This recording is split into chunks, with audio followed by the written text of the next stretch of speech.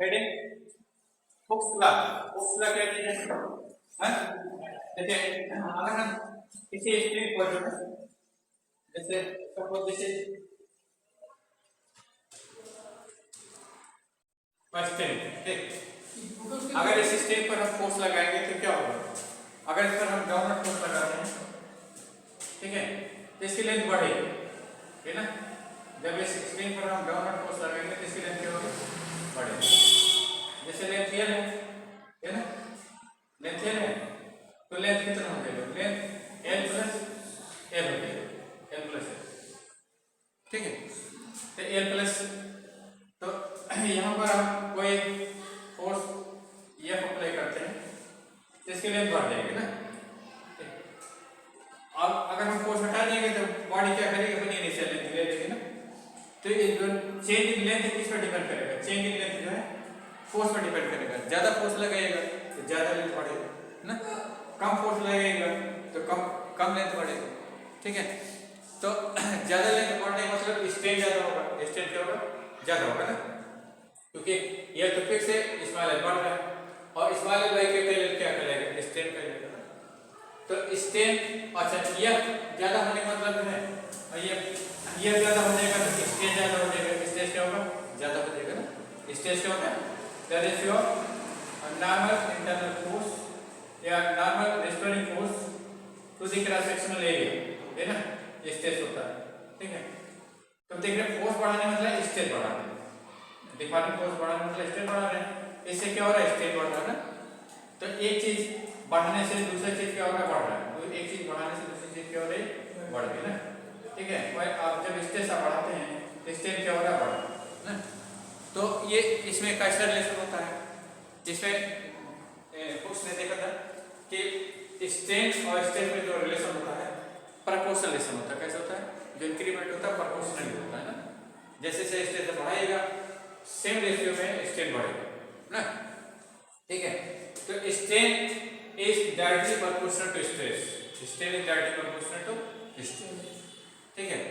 तो ये चीज इन्होंने देखा था, लेकिन ये इलास्टिक लिमिट के अंदर होल्ड करेगा for small strain, for small strain hold करता है। माने अभी ग्राफ खींचेंगे स्ट्रेस और स्ट्रेन के बीच, तो हमको जो है एक स्ट्रेट लाइन मिलेगी, फिर उसके बाद कर्व हो जाता है हमारा ना, ठीक है। तो जो स्ट्रेट लाइन होती है उसमें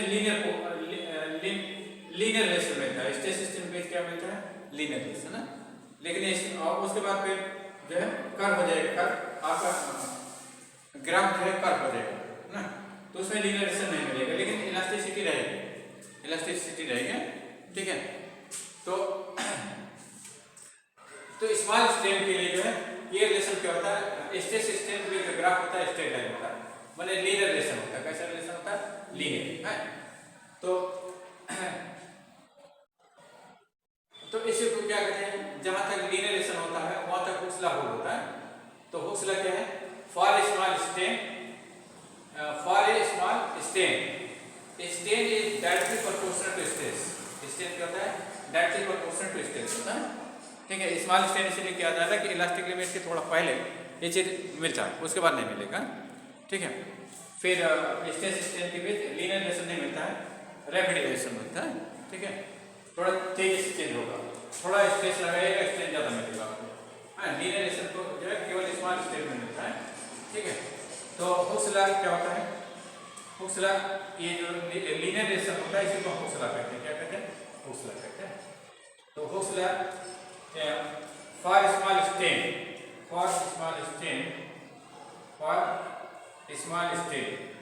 ठीक है। स्ट्रेन माने जब चेंज जो है थोड़ा होगा, ज्यादा नहीं होगा, ठीक है। तो for small strain is directly proportional to stress, strain is directly proportional to stress, directly proportional to stress है, proportional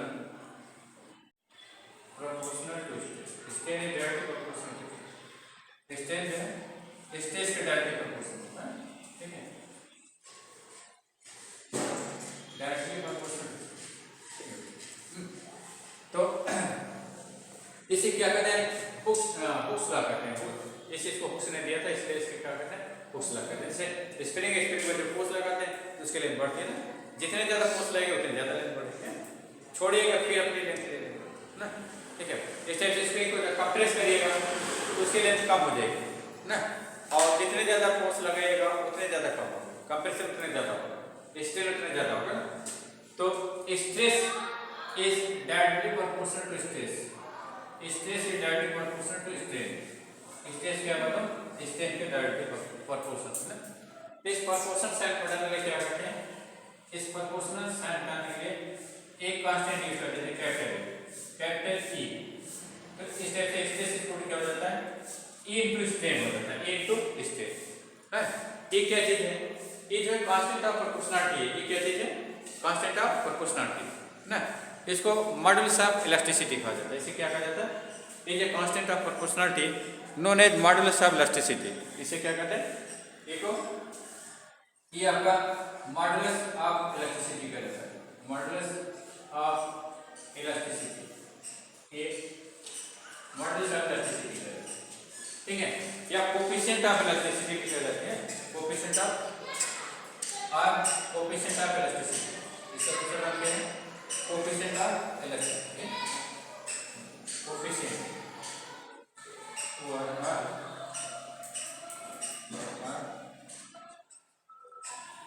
coefficient of elasticity, coefficient of elasticity, elasticity coefficient of elasticity,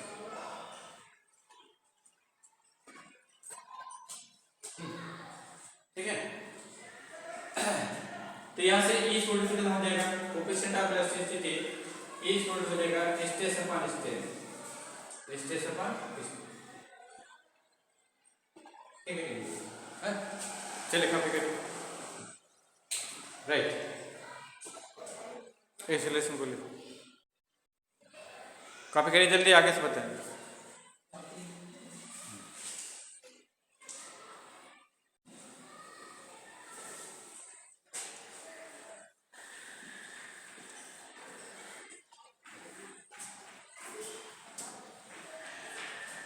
अच्छा, यूनिट एंड डायमेंशन, ये आपका modulus of elasticity का formula हो गया।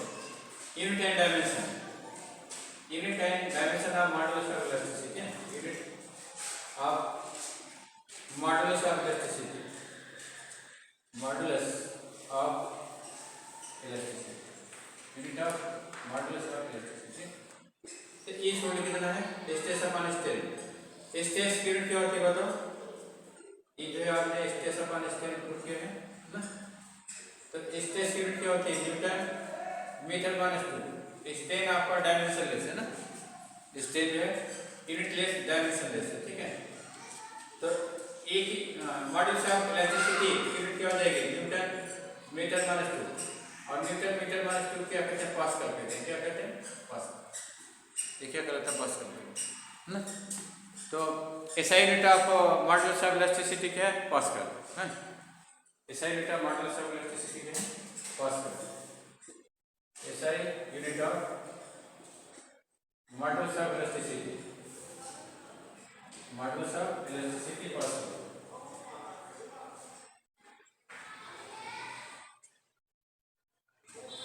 Modulus of elasticity,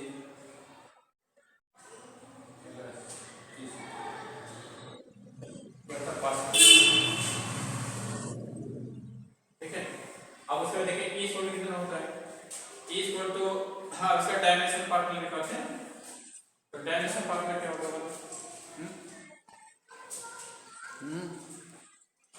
dimensional formula copy कर लिया, figure बना लिया, फिगर कहाँ बना के, फिगर नहीं है, जो कुछ बनाएगा सब बनेगा।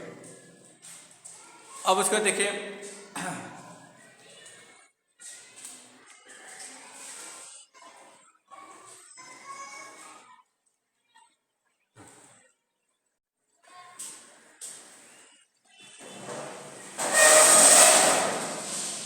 देखिए नेक्स्ट देखिए डायमेंशन फार्मूला क्या होगा, E equal to station by stage है, ए बाई ए